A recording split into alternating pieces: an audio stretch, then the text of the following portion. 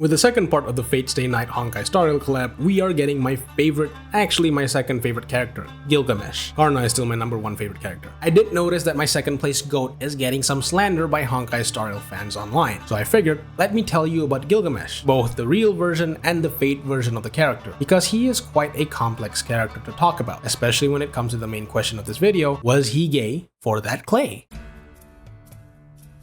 The Epic of Gilgamesh is a story that features the character, well, Gilgamesh, and his different adventures, which includes many ups and downs until he matures into someone worthy of being called a hero. This story is told in a collection of clay tablets, and the story is told in the form of poems. These clay tablets were first discovered in the 1850s in the library of Ashurbanipal in Nineveh, modern-day Iraq, and these clay tablets were dated to be from around the 7th century BCE. But as it turns out, these clay tablets are actually a more recent version of the story. Later discoveries were made in which not you and me, but archaeologists, found out that the story is actually much older than we thought. The earliest version of the story is dated to around 2100 BCE, or around 5,000 years ago, which puts it at the very beginning of recorded history. But this earlier version of the story from ancient Sumer were formatted more like short stories. It's only in the later Akkadian and Old Babylonian version of the story where it was compiled into a single long chain narrative to form a complete story. But do note that the 12 tablets that the epic consists of is incomplete. Even the most complete version we have are missing a lot of parts. But the parts we do have still tell a complete story. The story of Gilgamesh can be said to be the prototype of the hero's journey, a narrative template or archetype that is used to portray a character's growth from the underdog to a full-fledged hero. And in Fate, Gilgamesh is often referred to as the king of heroes. But how could this be? Didn't he commit a bunch of atrocities? How could he be a hero?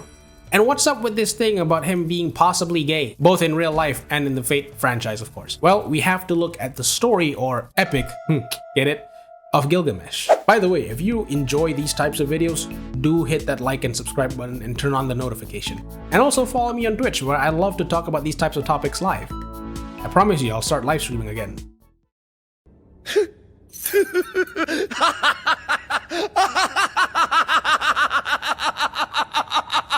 Gilgamesh is the king of Uruk, an actual historical city in ancient Mesopotamia. He is said to be 2/3 god and 1/3 human. His father, King Lugalbanda, was a human, while his mother, Rimat Ninsun, was a goddess. Gilgamesh was also the strongest person around, being a demigod and all. In the Fate version of the story, Gilgamesh's birth was something more intentional, because it's something that the gods had planned. The gods wanted Gilgamesh to be their representative on Earth, to act as a sort of shepherd for humanity. This probably is partly inspired by this particular line in the original poem. Is Gilgamesh the shepherd of Uruk Haven? Is he the shepherd, bold, eminent, knowing, wise? This line is actually the people of Uruk's prayer to the gods as they start to question Gilgamesh's authority. A side effect of being a demigod raised to be a king is that Gilgamesh grew up to be a spoiled, entitled, bratty, inhumane, and apathetic nepo baby. He does as he pleases without caring what his actions might do to people. One such heinous act that he's famous for is that he loves to call first dibs on the wife of a married couple on their first night. He'll have her virginity first, and then the husband can go after him. He also loves watching young men fight each other to death. He's basically a sex pest. Note that while we don't have an exact timeline of how long this happened, the Fate version of the story does have this tyrannical phase of Gilgamesh happen when he was between 14 to 18 years old. He was a fucking chud of a teenager, bro. Now, the gods, wanting to improve their PR with the humans, decided that they should do something about Gilgamesh, to teach him a lesson, and in the Fate version, to guide him back to his original purpose. This is because the gods of ancient Mesopotamia don't really have a good relationship with humanity, except for the god Enki, or his other name, Ea. Yeah, like the sword. The sword was named after the god.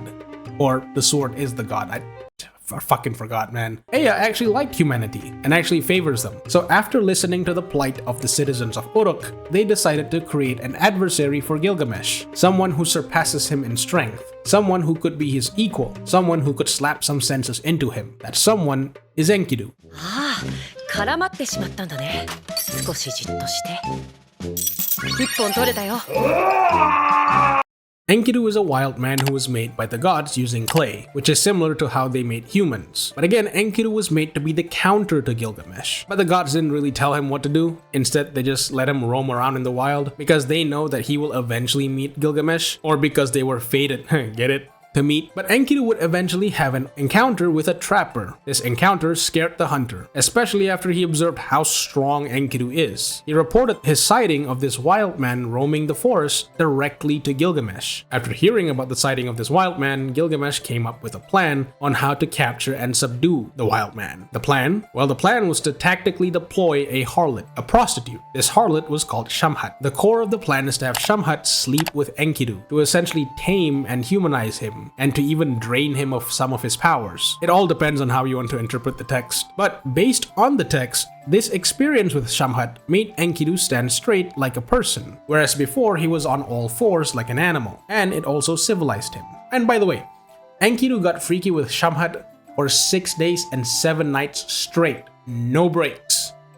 Also, ancient 6-7 reference. Aside from making Enkidu more civilized, the Fate version of the story also added another effect of this freak-off session for Enkidu, which is where Enkidu started to resemble Shamhat. Whereas before he was very animalistic and beast-like, he started to resemble Shamhat in appearance. This is the lore explanation as to why the Fate version of Enkidu looks like a twink.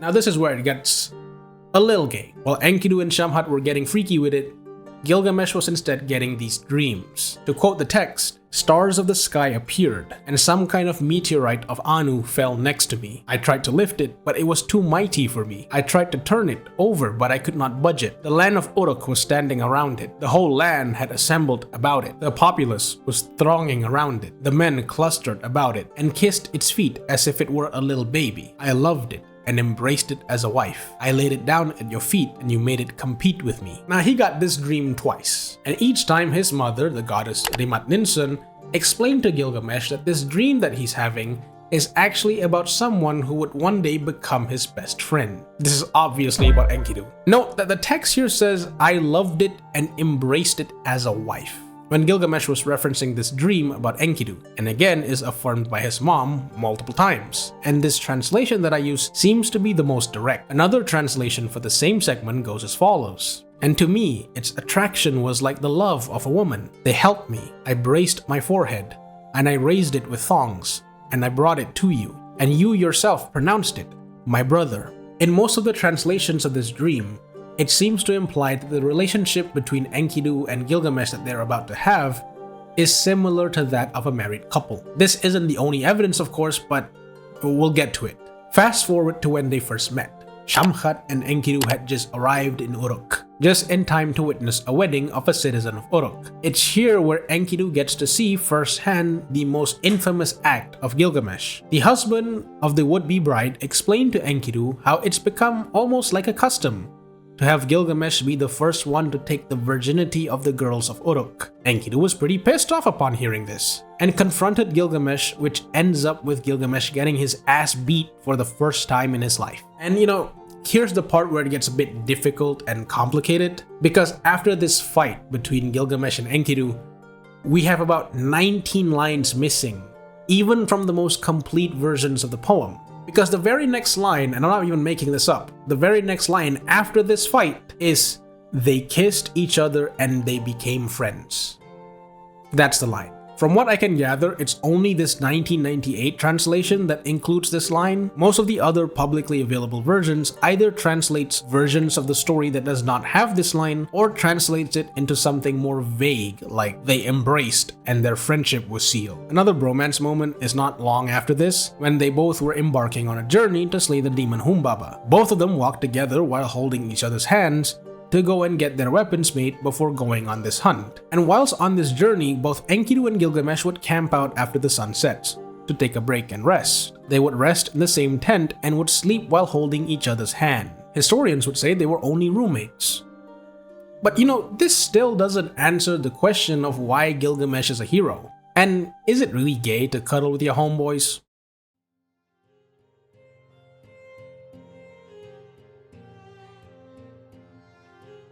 Well, even though Gilgamesh was known initially as a tyrant, it's his journey with Enkidu and what comes after that makes him a hero, which is also like a redemption arc for him basically. First of all, to illustrate how strong and superhuman both of them are, both Enkidu and Gilgamesh was able to cover a distance that would usually take around 6 months in only about 5 days. When they arrived at their location for the hunt, they were able to kill the demon Humbaba with relative ease. They struggled a little bit, but the fight kinda got over quite quickly. After this fight, Gilgamesh attracted the attention of the goddess Ishtar. No, not that one. These ones. Ishtar proposed to Gilgamesh, wanting him to become her husband because of how strong and good looking he is. Our golden chud king rejected her and proceeds to fry her shit by mentioning her previous dating history. This pissed off Ishtar, of course, to which she complained to her dad, the god Anu, the same god Anu who made Enkidu. She demanded that he gives her Gugalana, the bowl of heaven. If not, she's going to throw a temper tantrum that might end the world. Anu, after further discussion, agrees to this, and thus Ishtar deployed the Bull of Heaven to kill Gilgamesh. Unfortunately, the bull was killed by both Enkidu and Gilgamesh quite quickly. After this incident, the gods had a conference to discuss about the transgressions of Gilgamesh, one for killing Humbaba and the other one for killing the Bull of Heaven. Because as it turns out, these two are actually creations of the god that they actually liked, and actually served a purpose. But Gilgamesh had taken them out. They were figuring out who to punish, aka who should die to answer for these crimes. Some of the gods wanted Gilgamesh to die, for obvious reasons. But the god Enlil, the king of the gods, wanted Gilgamesh to be spared, for some reason. And the gods debated this for a while, because by technicality, Enkidu is innocent. All of these crimes were the idea of Gilgamesh after all. But unfortunately, a consensus was made, and it is decided that Enkidu should be the one to go. Now, the dialogue between Gilgamesh and Enkidu upon finding out about this news is kind of heartbreaking. It also felt like a married couple who just got the unfortunate cancer diagnosis. I do recommend all of you to actually go and read the original poems, especially this part, because this part is actually quite heartbreaking and emotional, and it actually goes to show how deep of a bond that Gilgamesh and Enkidu actually has. Hasin ahia tuklat idia namsar shipia haritu shapaniya luba isanatiya nibi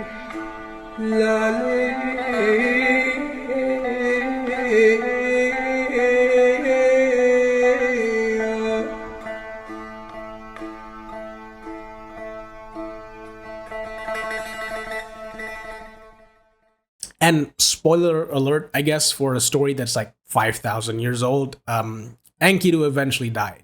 The death of Enkidu is also the start of Gil's redemption arc. Well, it's less of a redemption arc and more like a humbling arc, or like a humility arc. The once arrogant and tyrannical king is now lost. Enkidu was the reason he stopped his tyranny. But with Enkidu gone, his confidence and arrogance is also gone. Moreover, he felt fear for the first time. He's afraid of dying. And on top of that, he's also grieving for his deceased twink. This sent Gilgamesh into a spiral. So much so that he abandons his kingdom to go and find a potential source of immortality. He did find this source of immortality in the form of a plant. And his journey to find this plant only serves to humble him even more. And at the end of that journey, he did find the plant, only to lose it while he was distracted while bathing, thus bringing the once arrogant king to a level of humility that no one thought he could reach. Even though Gilgamesh is history's first hero, he is not a hero in the way we understood that word today. He is not someone who would come in and save the day or help those in need,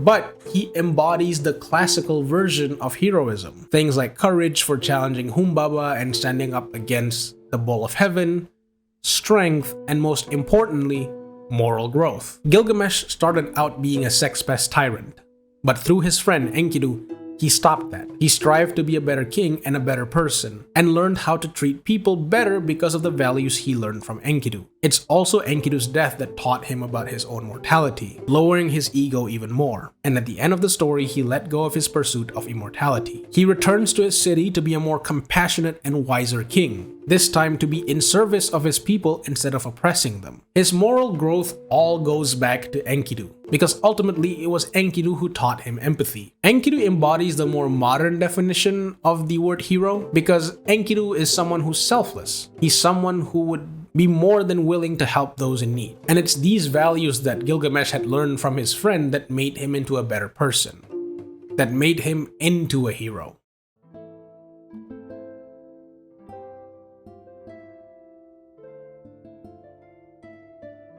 Well, after listening to the story of Gilgamesh, can we say that he is gay?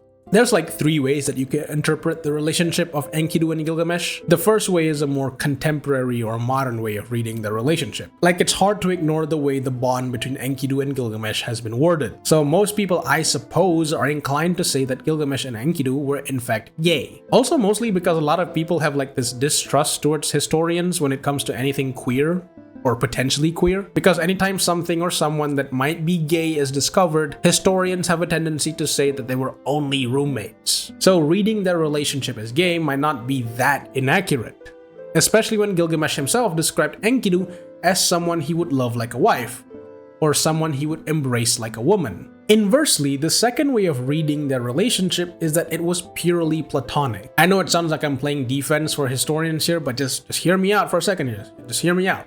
Okay? Yes, throughout the text, we see Gilgamesh and Enkidu do things together that could be seen as romantic. But it's only romantic if you're viewing it from a more Western way of differentiating between romantic and platonic affection or relationships. This actually reminded me of a thing from like a couple years ago, where internet personality Gary Vee was making like this reunion video with his dad or something. I don't remember the details of the video, but the standout thing from that video is that Gary hugged his dad and kissed him on the lips. This made everyone's head turn because, oh my god bro, that's disgusting bro, oh my god bro, that's disgusting, why would you do that bro, that's your own dad bro. But as it turns out, it's something that's perfectly normal across different cultures. Thing is, different cultures express platonic affection differently. Something platonic in one culture might be seen as romantic in another culture. And it's especially true if you're viewing these things from a more Western perspective or a Western lens. This Western way of thinking of what a romantic relationship should look like and what a platonic relationship should look like has been drilled into everyone's head, that if two people were doing things like holding hands or were to lay their head on each other's lap,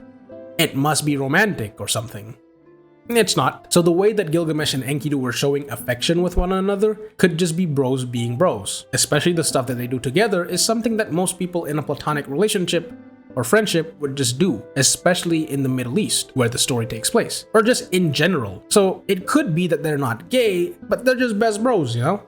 Which also means that you should be kissing your homeboys goodnight on the forehead. A third way to look at their relationship is that it's something in between the two. The bond they share simply transcends the average comprehension of humans. I'm gonna give an example here. In ancient Sparta and Thebes, it's the norm that the men would be in a romantic and sexual relationship with each other, while still being in a heterosexual marriage. The marriage most of the time is done for more pragmatic reasons. The men of Sparta would marry the women only for the sole purpose of procreation. Perhaps what we're seeing with Gilgamesh and Enkidu is something similar, a slight variant of that. Because here's the thing, the Spartans don't really call it romance. They call it brotherhood or mentorship. It was physically intimate, but Enkidu and Gilgamesh's bond or brotherhood might be similar. Now, whether or not it was sexual, we don't know. Because even if it was, that part of the story is missing even from the most complete version of the poems. And to be honest, it might even be something else that's unique to the ancient Sumerians, because the way that people have expressed and perceived affection has always changed throughout history. What we perceive as platonic and romantic is definitely not the same way that people have perceived it 5,000 years ago. They most likely have a different way of socializing altogether. It could be that Enkidu and Gilgamesh were just best bros who just cuddle sometimes. Or it could be that they were in fact lovers, but they were never sexual with one another. Because just like how the tablets are missing a lot of details because they were lost to time, so does our understanding and details of history. I do want to point out a couple differences between the real Gilgamesh and the Fate version. First of all, I get the criticism about Gilgamesh's design.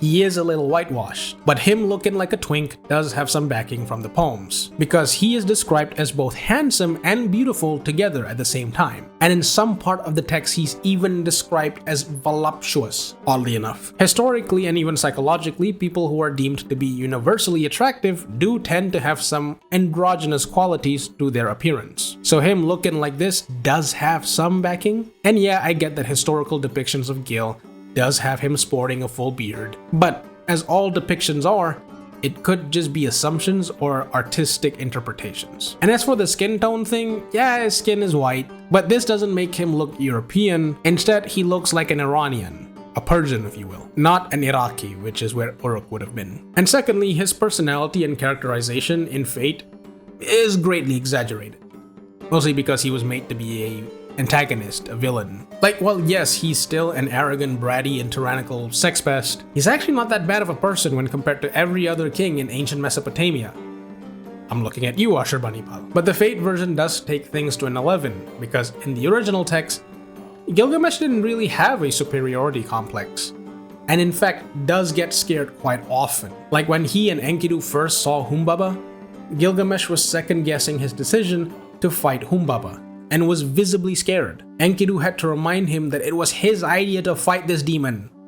So we in this shit together, bro, like it or not. To summarize Gilgamesh's character, in the original text, he's basically Goku if Goku was a sex pest. And in the Fate version, he's basically Dio if Dio got a redemption arc. Well, anyway, hope you guys enjoyed and learned something from this video, especially for the Honkai Star Rail player who are wondering who Gilgamesh is and is too lazy to read the original poems or even play the actual visual novel for Fate Stay Nigh. Or maybe you just want to learn about the world's oldest yaoi. And do let me know if I missed out on something or if I was inaccurate about certain stuff. Do let me know in the comments. Anyway, hope you enjoy.